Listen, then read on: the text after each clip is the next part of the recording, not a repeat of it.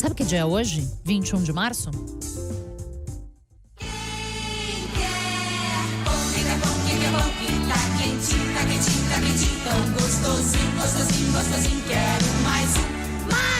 Tá na hora do lanche, Fernando. Pão francês, pão de sal, cacetinho, pão de Jacó. Pão francês, você sabe que na França é chamado apenas de pão, né? Tô brincando. Juliana, brincadeira, Ju. Hoje é dia do pão, minha gente. Pão de sal.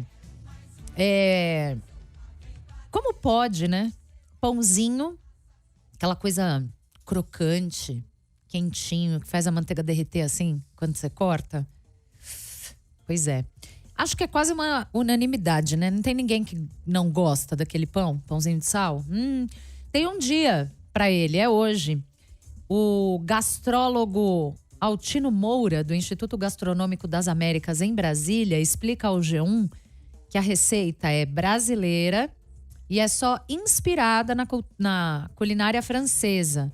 A primeira aparição do pãozinho foi no Rio de Janeiro. Ele diz que no século XX, os brasileiros que eram mais ricos viajavam para a França. Lá tinha um pão de casca dourada, miolo branco, bem saboroso e cheiroso, que eles queriam trazer essa receita para cá e pediram para os padeiros franceses ensinarem os brasileiros a replicar essa receita aqui.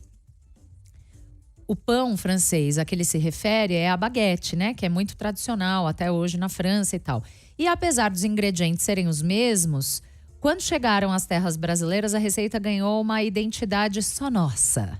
Deixou de ser um pão compridinho para ter um formato menor, mais arredondado, e os ingredientes são farinha de trigo, sal, fermento e água. O gastrólogo diz que não tem um registro do motivo da mudança no formato do pão. No entanto, a origem da receita que inspirou a adaptação seria o motivo para o nome que a gente usa até hoje em algumas partes do Brasil, como se fosse uma homenagem ao pão francês.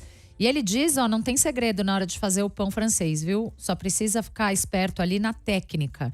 Obedecendo às regras, qualquer um dentro de casa consegue fazer, disse o professor, que acrescentou menos a Tatiana Vasconcelos. Mentira. Exceto a Tati. Exceto a Tatiana Vasconcelos. Existe na panificação, ele fala, a pré-fermentação, que acelera a fermentação para que a gente consiga concluir o pão com mais êxito, já que o ambiente em volta interfere no fermento. Para fazer a pré-fermentação, o gastrólogo explica que é preciso misturar 10% da farinha de trigo total da receita com água e fermento biológico seco. Bom, a gente sabe que a fermentação natural tem ganhado adeptos, né? Tem benefícios para a saúde. Fernando, por exemplo, eu sei, é um que consome pão de fermentação natural e tal. Pra que pressa? Pra quê, gente? Deixa lá fermentando, cria o levain lá na sua geladeira, qualquer dia ele ganha vida, explode o pote, sai caminhando pela cozinha. Vira um ser. Você gosta de pão francês? Gosto. Eu como pouco pão francês, mas às vezes eu não tenho costume de comprar pra comer na minha casa.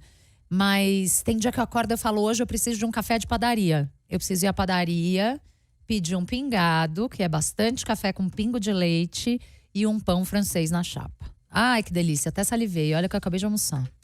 Deixa eu falar uma coisa. Como chama o pão que francês na sua cidade?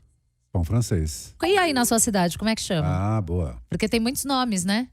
Tem o cacetinho. Cacetinho, pão de sal, pão de água, eu acho que tem em algum lugar, talvez. Pão de Jacó. Onde é que chama pão de Jacó?